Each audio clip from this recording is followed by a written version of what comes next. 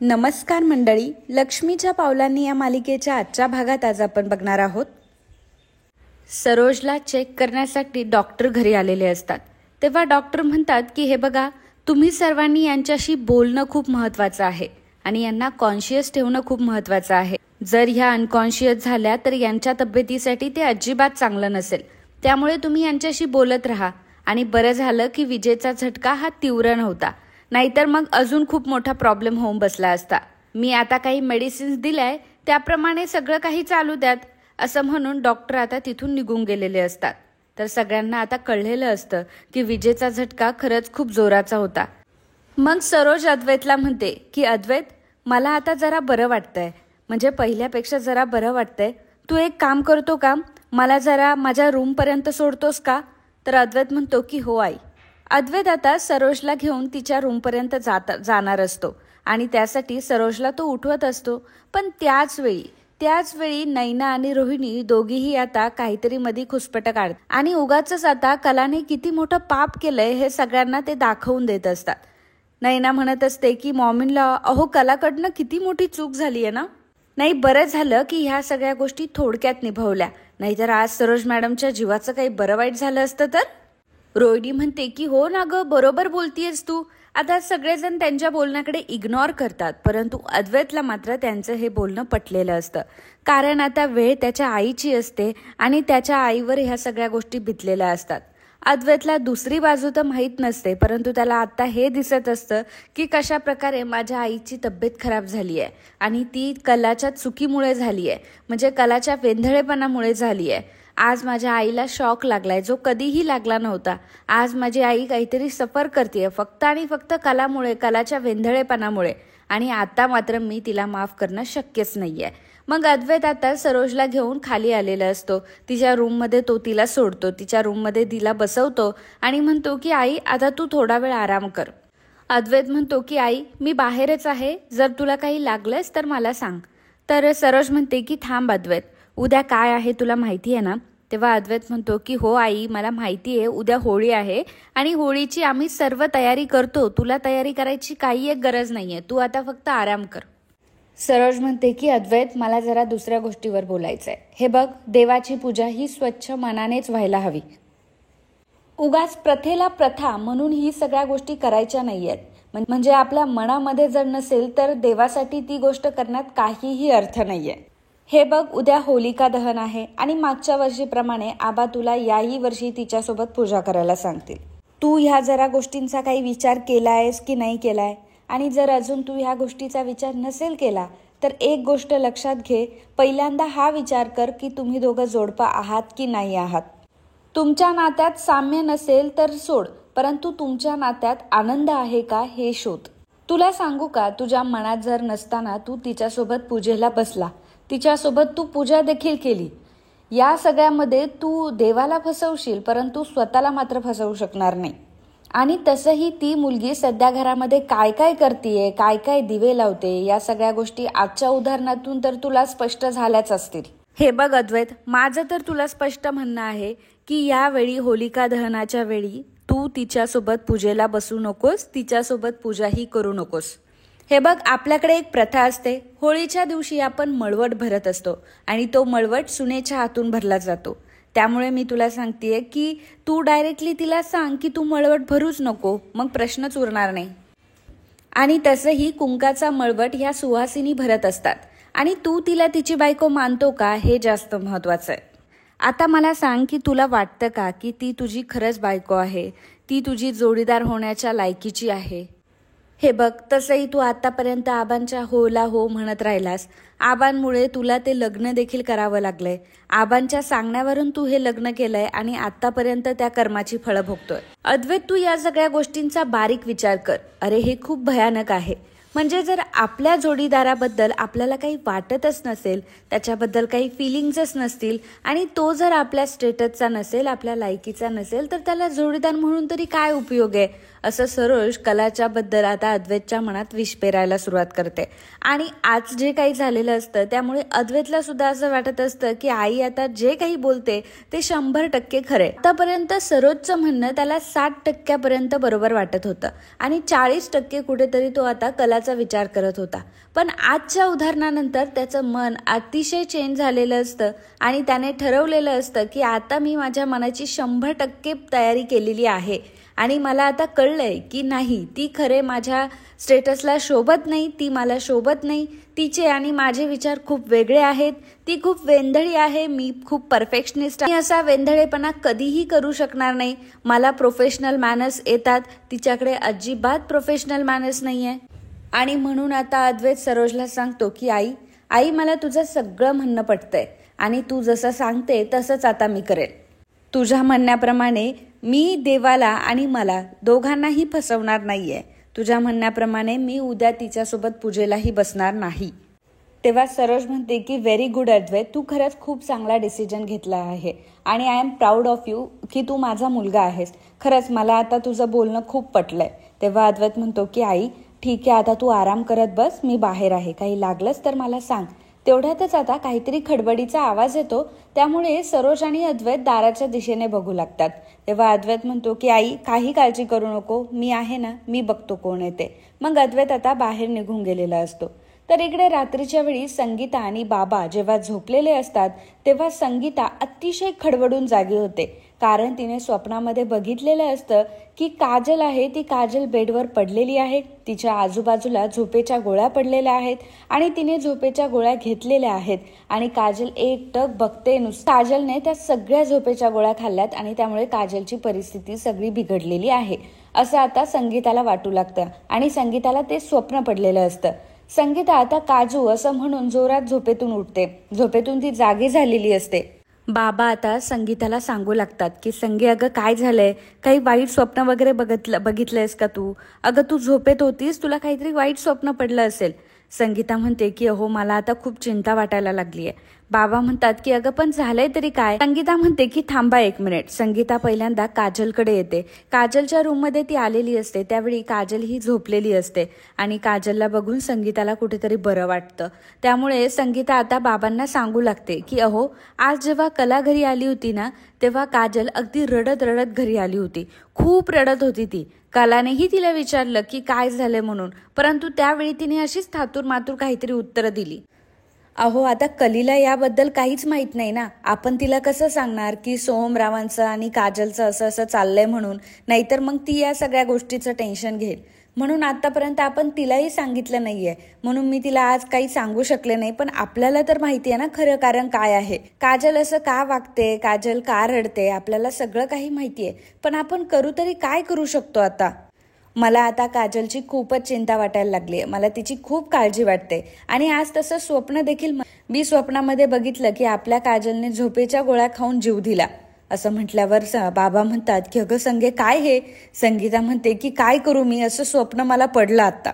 बाबा म्हणतात की अगं काळजी करू नको, आपली मुलगी आहे ती, परिस्थिती किती जरी हाताबाहेर केली तरी सुद्धा ती असं कधीही करणार नाही.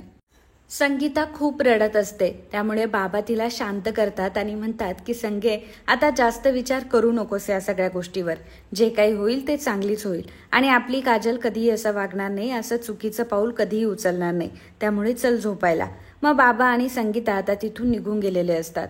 तर इकडे कला रूममध्येच असते, झोपण्याची तयारी करत असते, परंतु तिच्या डोक्यात त्याच सगळ्या गोष्टी चालू असतात.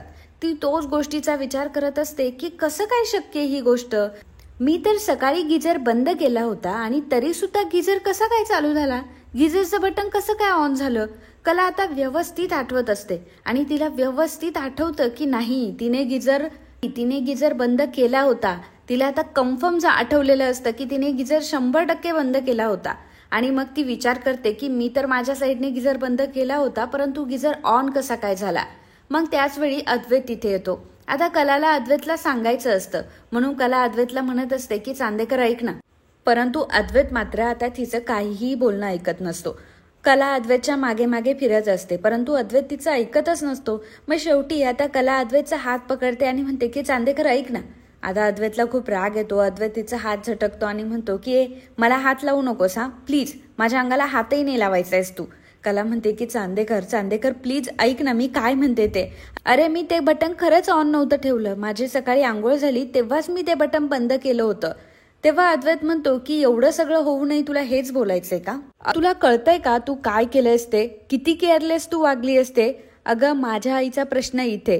हा मला माहिती आहे ना तू एवढं केअरलेस का वागलीस ते. समजा जर माझ्या आईच्या ऐवजी तुझी आई असती तर तू असंच वागली असतीस का तुझ्या आईच्या बाबतीत? आणि आता प्रश्न माझ्या आईचा आहे म्हणून तू असं वागतीयस. आणि तू तर केअरलेस होतीच अजून. आणि ते तर जाऊ दे, आतापर्यंत मी तुला खूप वेळा सांगितलंय तुझ्या चुका सुधारायला, तुझ्या चुका मी तुला दाखवून दिल्याय, परंतु तुला मात्र तुझ्या काहीच चुका सुधारायच्या नाहीयेत.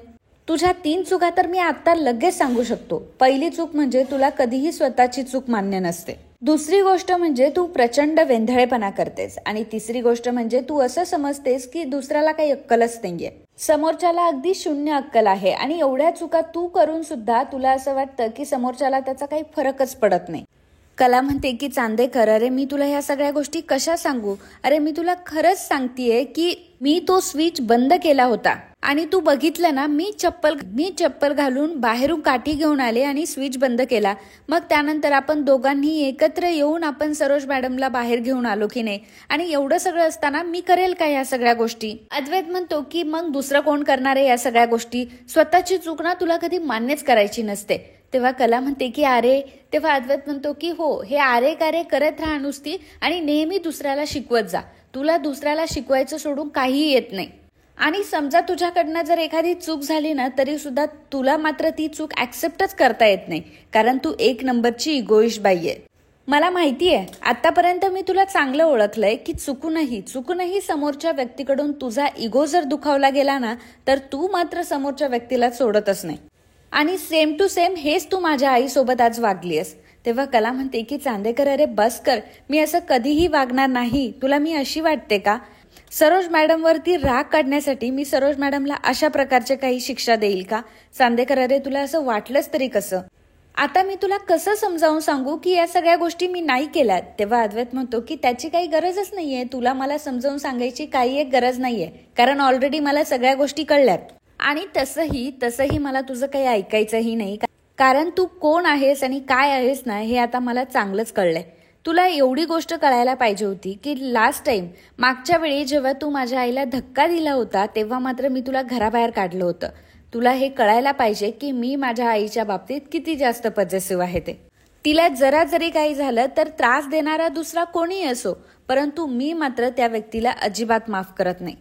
पण इतकं सगळं होऊन सुद्धा तू आज माझ्या आईसोबत असं वागली. तुला माहिती आहे की मी माझ्या आईच्या बाबतीत किती पॉझिटिव्ह आहे, माझं माझ्या आईवर किती प्रेम आहे, आणि अशा परिस्थितीत सुद्धा तू माझ्या आईसोबत अशी वागली आहेस आणि हे मी अजिबात खपवून घेणार नाही. आणि मला सांग की तुझ्या आईवडिलांबद्दल मी असं कधी वागलोय का? मला सांग, माझ्यामुळे त्यांना कधी त्रास झालाय का? नाही ना. परंतु तुझ्यामुळे मात्र माझ्या आईवडिलांना, माझ्या घरच्यांना नेहमी त्रास होत असतो. आणि हा आपल्यामधला सगळ्यात मोठा डिफरन्स आहे. तेव्हा कला म्हणते की चांदेकर, अरे तू काय बोलतोयस? तेव्हा अद्वैत म्हणतो की मी आपल्या दोघांमधला सगळ्यात मोठा डिफरन्स आणि सगळ्यात मोठ्या समानता हा शोधण्याचा पुरेपूर प्रयत्न करत होतो आणि अगदी मनापासून या सगळ्या गोष्टी करत होतो. मला आतापर्यंत 60-40 हा रेशो वाटत होता, परंतु नाही, आता मला कळतंय की तो 80-20चा रेशो आहे. त्या दोघांमध्ये 80% डिफरन्सेस आहेत आणि फक्त 20% असले तर कुठेतरी समानता असेल. अद्वैत आता बोर्ड जवळ गेलेला असतो आणि त्याने आता कलाच्या चुका लिहिलेल्या असतात. कलामध्ये काय गोष्टी आहेत हे त्याने लिहिलेलं असतं. त्यात लिहिलेलं असतं की प्रचंड वेंधळेपणा करते, दुसऱ्याला काही अक्कल नाहीये असं समजते आणि स्वतःच्या चुका मान्य न करणे. अद्वैतने आता बोर्डवर कलाच्या सगळ्या चुका लिहिलेल्या असतात. कलामध्ये ज्या काही विसंगत गोष्टी असतात त्या लिहिलेल्या असतात. आणि मग कला अद्वैतला म्हणते की अद्वैत, अरे रागाच्या भरात कुठलाही निर्णय घेऊ नकोस. तेव्हा अद्वैत म्हणतो की मी रागाच्या भरात कुठलाही निर्णय घेत नाहीये. आता मी तुला जे काही सांगतोय ना ते नीट आहे. हे बघ, उद्या होलिका दहन आहे आणि होलिका दहनच्या दिवशी आपल्या घरी पूजा असते. आता मला माहिती आहे की आबा तुला सांगतील की तू पूजेला बस म्हणून. घरातली तू मोठी सून आहेस, त्यामुळे तुलाच पूजेचा मळवट भरायला सांगतील. परंतु तू मात्र तो मळवट भरायचा नाही जोपर्यंत आपण एकमेकांशी चर्चा करत नाही, आपल्या चर्चेला कुठेतरी कंक्लुजन येत नाही, आपल्या दोघांना पुढे जायचंय की नाही या कंक्लुजन पर्यंत आपण पोहोचत नाही, तोपर्यंत मात्र आपण घरामध्ये कुठलीही पूजा अर्चा करायची नाही, कारण इथून पुढे मला देवाला आणि स्वतःला दोघांनाही फसवायचं नाहीये. अद्वैत लगेचच लाईट्स ऑफ करून झोपून घेतो. कलाचं त्याने काही म्हणणं ऐकलेलं नसतं, परंतु कला मनात विचार करत असते की चांदेकर तू काहीही म्हण, परंतु मी मात्र ही पूजा करणार, मी मात्र मळवट भरणार आहे. हे बघ, मला माहिती आहे की तुला आपल्या नात्याचं मोल कळत नाही, तुला आपल्या नात्याचं महत्त्व समजत नाही, परंतु मला मात्र नात्याचं महत्त्व समजतंय. मला हे नातं टिकवायचं आहे आणि हे नातं मी पुरेपूर टिकवणार. आणि तुला सुद्धा एक गोष्ट मी कायम पटवून देणार की तू जे काही करतोयस ते चुकीचं आहे, असं कलाने आता ठरवलेलं असतं. तरी निगेटिव्ह विचार करत असला तरी सुद्धा कला आता पॉझिटिव्ह झालेली असते आणि कला पॉझिटिव्ह होऊन सगळ्या गोष्टी व्यवस्थित करणार असते. अशा परिस्थितीमध्ये सुद्धा कलाचा पॉझिटिव्हनेसच तिला साथ देत असतो आणि त्यामुळे कला आता पुढे जाण्याचा विचार करते. तर इकडे सकाळी आता सर्वजण नाश्त्याला बसलेले असतात. डायनिंग टेबलवर सगळीकडे शुकशुकाट पसरलेला असतो. सगळेजण शांत असतात, शांत बसलेले असतात सगळेजण, जे ते शांततेने ज्याचं त्याचं काम करत असतं. त्यावेळी नैना म्हणत असते की मॉम इन लॉ टाळी द्या टाळी. तेव्हा रोहिणी म्हणते की काय वेडी वगैरे झाली आहेस का, इथे एवढे टाळी देऊ तुला. नैना म्हणते की अहो मनातल्या मनात टाळी द्या. बघितलं ना, काल आपण जो काही पराक्रम केलाय त्याचा असर आतापर्यंत आपल्याला दिसतोय. बघा जरा सगळ्यांचे तोंड बघा एकदा, किती सगळेजण शांत बसले, ते सगळ्यांनी किती टेन्शन घेतलंय ते. तेव्हा रोहिणी आणि नैना दोघीही एकमेकींकडे बघून हसतात. तर डायनिंग टेबलवर आता सगळेजण ज्याच्या त्याच्या विचारामध्ये असतो. सोहम हा अनामिकेच्या विचारामध्ये असतो, कारण अनामिकाने त्याला प्रपोज केलेलं असतं आणि आपली मैत्रीण आहे ती आणि तिने आपल्याला प्रपोज केलं, त्यामुळे तिच्याबद्दल सोहम विचार करत असतो. तर कलाला मात्र जे काही झालेलं असतं काल त्याच गोष्टी आठवत असतात. त्यापेक्षाही सगळ्यात महत्त्वाचं म्हणजे अद्वैतने तिला सांगितलेलं असतं की होलिका दहनच्या पूजेला तू अजिबात बसायचं नाही. जोपर्यंत आपण कुठल्याही फायनल कंक्लुजन पर्यंत पोहोचत नाही तोपर्यंत या घरामध्ये आपण कुठलीही पूजा अर्चा करायची नाही. जे ते ज्याच्या त्याच्या पद्धतीने विचार करत असतं, ज्याच्या त्याच्या सिच्युएशन नुसार विचार करत असतं. आणि त्याचवेळी मग आबा तिथे येतात. आबा सगळ्यांना सुप्रभात म्हणून विश करतात आणि म्हणतात की पोरांनो आता तुम्ही सर्वांनी सगळी जी तुमच्या मनातली जळमट आहे ती होलिका दहनमध्ये दहन करायची. आता नको ती आळीमिळी गुपचिळी आणि वाईट विचारांची होऊ देत होळी. आबा आता कलाला सांगतात की काय ग कला, आज रात्री पुरणपोळी आहे की नाही. आणि आता पुरणपोळी तर सगळ्यांना आवडायला लागली. अद्वैतला आवडत नव्हती, पण आता तुझ्या हातची अद्वैत देखील पुरणपोळी खातो. कला म्हणते की हो आबा, पुरण अगदी तयार आहे आणि संध्याकाळी पुरणाच्या पोळ्याच होणार आहे आपल्या घरी.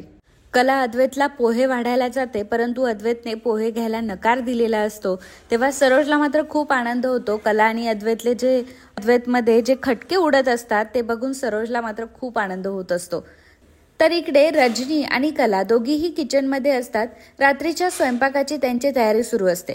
रजनी कलाला विचारत असते की कला, अगं ते पुरण यंत्र कुठे ठेवलं होतं आपण. तर कला म्हणते की नाही हो, इथेच कुठेतरी ठेवलं होतं आपण.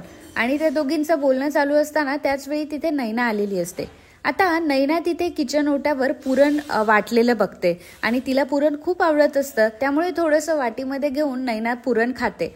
आणि नैना म्हणते की अरे वा, पुरण छान झालंय आणि काय शोधताय ग तुम्ही. तर कला म्हणते की ताई, मला पहिल्यांदा हे सांग की तू हे सगळं काय करतेस. नैना म्हणते की आता मी काय केलं. तेव्हा कला म्हणते की अगं ताई, अजून नैवेद्यही दाखवला नाही आणि तू पुरण खाऊन पण टाकलं. तुला माहिती आहे ना की नैवेद्याच्या आधी कोणी काही खात नाही म्हणून.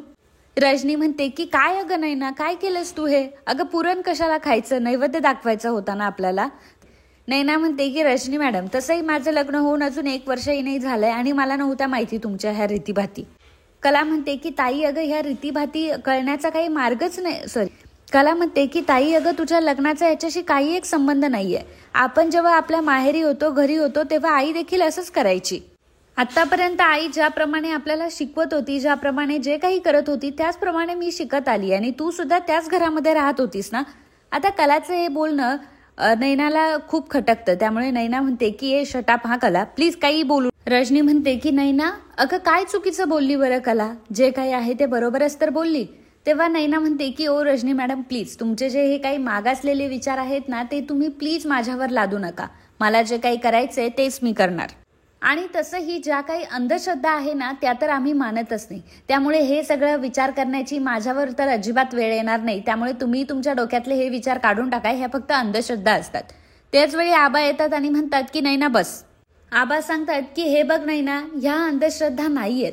आणि पहिली गोष्ट म्हणजे आपण स्वयंपाक करतो, पहिल्यांदा देवाला नैवेद्य दाखवतो, मग आपण जेवतो. यामागं काहीतरी कारण आहेत. या गोष्टीमुळे आपण आपल्या मनावर नियंत्रण ठेवायला शिकतो, आपण मर्यादा शिकतो आणि संयमाने आपलं आयुष्य हे परिपूर्ण होत असतं. अगं समजा जर देवासमोर नैवेद्य आपण ठेवला तर देव लगेच नैवेद्य खातो का? नाही ना. परंतु त्यामागची आपली एक भावना आहे.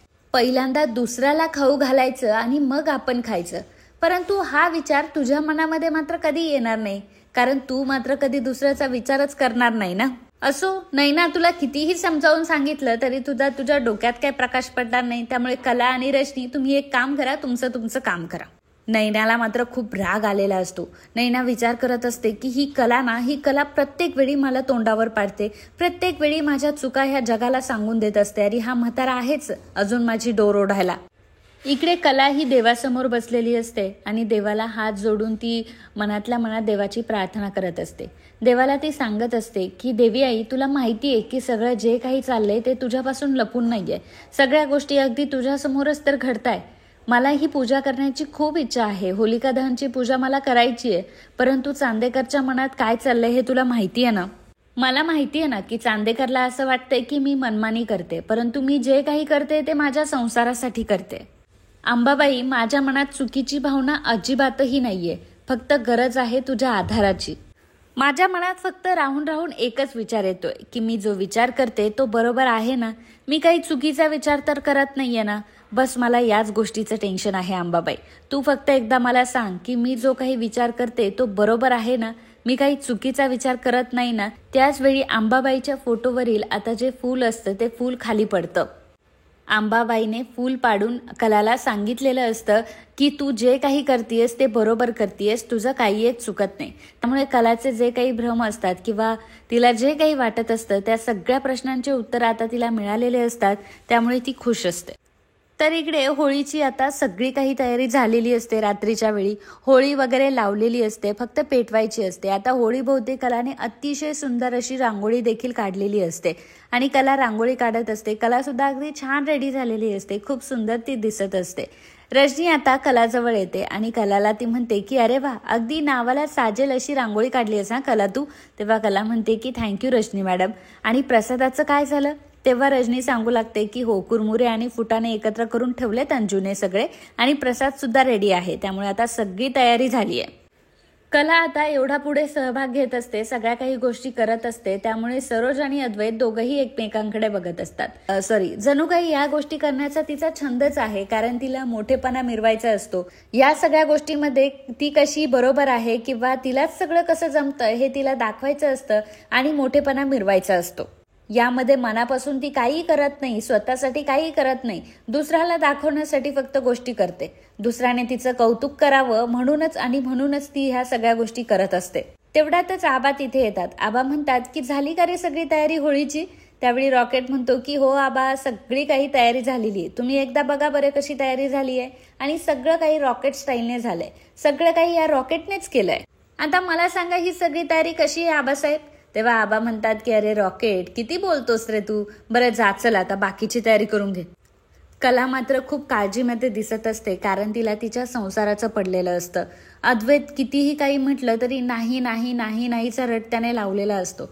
कलाला तिचा संसार वाचवायचा असतो, परंतु अद्वैत मात्र संसार वाचवण्यासाठी अजिबात तत्पर दिसत नाही किंवा त्याच्याकडून कुठलीही एक्साइटमेंट कलाला दिसत नसते. त्यामुळे कलाला फार वाईट वाटत असतं. सगळ्या संसाराचा डोलारा तिच्या एकटीच्याच खांद्यावर आहे. कला पॉझिटिव्ह तर राहत असते, परंतु कुठेतरी तिच्या मनात खूप धाकधूक होत असते, काळजी तिला वाटत असते. त्यावेळी आबा कलाला म्हणतात की अगं कला, आज होळी आहे की नाही, मग आता या होळीमध्ये तुझ्या मनातली जी काही काळजी आहे त्या सगळ्या गोष्टींचं दहन कर. आणि उद्या तू ज्या कोणत्या रंगाने खेळशील ना, बघ उद्या मात्र तुझं आयुष्य बदलूनच जाईन रंगांनी. आबा कलाला विचारतात की कला, तू तुझ्या घरच्यांना बोलवलं का? त्यावर कला म्हणते की हो आबा, मी त्यांना सांगितलं, येतच असतील ते. मग सोहमला लगेच कळतं की अरे वा, आता काजल पण येणार असेल, याचा अर्थ काजलला अजून जळवण्यासाठी काहीतरी करायला पाहिजे. काजलला कसा त्रास होईल याचा विचार सोहम करत असतो. तो लगेचच अनामिकाला कॉल करतो. अनामिकाला तो सांगतो की सॉरी अनामिका, ऍक्च्युली मी तुला एकदम लास्ट मोमेंटला कॉल करतोय, परंतु मला तुला सांगायचं होतं की अगं आमच्या घरी होळीचा कार्यक्रम आहे, तुला जमेल का यायला, येशील का तू? तर अनामिका काय या सगळ्या गोष्टीसाठी तत्परच असते, त्यामुळे ती लगेच हो म्हणते. सोहम आता फोन ठेवतो, परंतु सोहमचं काहीतरी वेगळं चाललंय ही गोष्ट अद्वैतच्या मनात येते, अद्वैतच्या लक्षात आलेली असते. अद्वैत आता सोहम जवळ येतो आणि म्हणतो की काय सोहम भाऊ, अगदी तुम्ही मजेत दिसताय आणि कधी कधी तर अगदी तोंड पाडून असतात, नक्की काय झालंय, बरे आहात ना तुम्ही? सोहम म्हणतो की दादा अरे नाही, मी एकदम ओके आहे, एकदम मी बरा आहे, आणि बघ ना तुझ्याशी मी बोलतोय की नाही आता, मी एकदम छान आहे. सोहम अद्वैतला म्हणतो की दादा थांब हा, माझं एक महत्वाचं काम आहे, मी आता येतोच. असं म्हणून सोहम आबांकडे जातो. आबांना म्हणतो की आबा मला तुमच्याशी जरा बोलायचं होतं. तर कला मात्र पूजेची सगळी तयारी करत असते, सगळीकडे जात असते, सगळीकडे लक्ष देत असते. ते बघून सरोजी अद्वैतला म्हणत असते की अद्वैत, तू हिला सांगितलं नाही का की मला तुझ्यासोबत पूजा करायची नाहीये म्हणून? तर अद्वैत म्हणतो की आई, मी तिला सगळं काही सांगितलंय, मी तिला स्पष्टपणे सांगितलंय की मला तुझ्यासोबत कुठलीही पूजा करायची नाहीये. जोपर्यंत आपण कुठल्या कन्क्लुजनला जात नाही तोपर्यंत मात्र आपल्यामध्ये पूजा अर्चा काही होणार नाही, आपण दोघांनी मिळून काही करायचं नाही. हे तर मी तिला स्पष्टपणे सांगितलंय की मी तिच्यासोबत पूजा करणार नाही, पण तरी सुद्धा ती या सगळ्या गोष्टी का करते काय माहिती, आणि तसंही तिला पुढे पुढे करायची सवयच आहे. त्यावेळी सरोज म्हणते की हां ते तर आहे, तिला पुढे पुढे करायची सवयच आहे, परंतु तुला सांगू का अद्वैत, ऐन वेळी जरी तू तिला म्हटलास ना की तू काय एवढी धडपड करतेस आणि का पूजा करते माझ्यासोबत, तर मात्र माझ्या काही लक्षातच नाही असं म्हणायला सुद्धा ती कमी बघणार नाही. अद्वैत म्हणतो की थांबाई, मी एकदा तिला बघून येतो आणि एकदा तिला वॉर्न करून येतो. अद्वैत आता कला जवळ येतो आणि कलाला तो म्हणतो की पूजेपासून लांब राहायचा हा तू. तेव्हा कला म्हणते की माहितीये मला, तू मला सांगितलंय ना की पूजा करायची नाहीये, तू मला पूजा करायची नाहीये हे सांगितलंय, पूजेची तयारी मी मात्र करूच शकते ना चांदेकर, मी पूजा नाही केली तरी सुद्धा पूजा होणार आहे, आणि एवढं तर मी करूच शकते ना, माझ्या हातात जे काही आहे तेवढं तरी मला करू दे, निदान ते तरी माझ्या हातून हिसकावून घेऊ नको सरे. अद्वैत म्हणतो की बाकीचं तुला जे काही करायचं असेल ते तू कर, मी त्यासाठी तुला नाही म्हणत नाहीये, परंतु एक गोष्ट लक्षात ठेव की मळवट मात्र तू भरायचा नाहीयेस. आणि पुन्हा एकदा मी तुला स्पष्टपणे ही गोष्ट सांगतोय की मला तुझ्यासोबत पूजा अजिबात करायची नाहीये, ही गोष्ट अगदी तुझ्या कानात घालून ठेव. मी मात्र तुझ्यासोबत पूजा करणार नाही, तुझ्यासोबत पूजा करायला मला काही इंटरेस्ट नाहीये, त्यामुळे मळवट भरून घ्यायचा नाही. मला माहितीये ना तुझा स्वभाव, आता नाही नाही म्हणशील आणि जाशील आबांसमोर शहाणपणा करशील आणि मळवट भरून घेशील, आणि तेव्हा तर मी काही बोलू शकणार नाही, तुला चांगलंच माहितीये, त्या गोष्टीचा फायदा घ्यायचा नाही. तर कला म्हणते की अद्वैत मला माहितीये, मला कळलंय, परत परत सांगू नकोस. अद्वैत म्हणतो की हे बघ, मला सणाच्या दिवशी अजिबात काही गोंधळ नकोय हा, कुटुंबामध्ये मला चांगलं वातावरण हवंय, उगाच तुझ्यामुळे ते बिघडलं नाही पाहिजे. कला म्हणते की चांदेकर मला कळतं, एवढ्याच लहान सहान गोष्टी सांगायची मला काही एक गरज नाहीये, मला समजलंय, परंतु एक गोष्ट लक्षात ठेव, आबांनी जर विचारलं की तू मळवट का भरत नाहीये, त्याचं उत्तर मात्र तू द्यायचंयस, त्याचं उत्तर मी अजिबात देणार नाही. अद्वैत आबांकडे बघतो आणि अद्वैत आता मनात विचार करतो की नाही, आई जे बोलते ते अगदी बरोबर आहे, म्हणजे आबांसाठी मी अगदी वर्षभर नातं निभावलंय, परंतु आता मात्र मी माझ्या स्वतःचा विचार करायला पाहिजे, माझ्या स्वतःला काय हवंय याचा विचार करायला पाहिजे, आणि त्यामुळे मला तर हे नातं टिकवायचं नाहीये, म्हणून मी आता माझ्या मनाचा विचार करणार.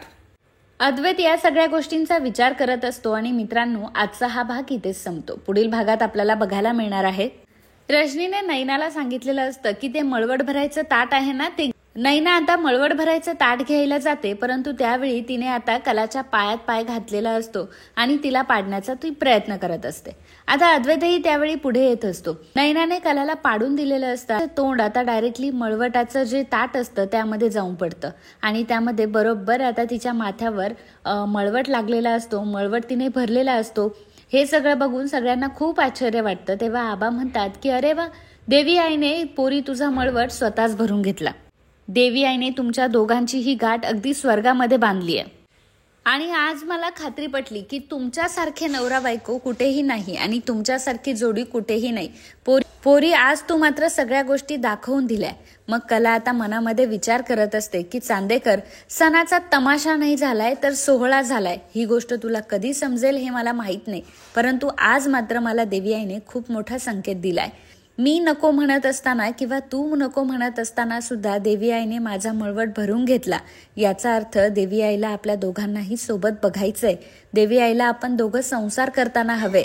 परंतु चांदेकर, ही गोष्ट तुला कशी समजणार आणि तुला मी कशी समजावून देऊ, ही गोष्ट काय मला कळत नाहीये. कला ही अद्वैतकडे बघत असते आणि अद्वैत सुद्धा कलाकडे बघत असतो आणि अद्वैत सुद्धा हा सगळा प्रकार बघून थक्क झालेला असतो. तर मित्रांनो, आजच्या या भागाबद्दल तुम्हाला काय वाटतं, याबद्दलचं तुमचं मत आम्हाला नक्कीच कळवा. And if you like my video, please do subscribe, share and comment. Thank you.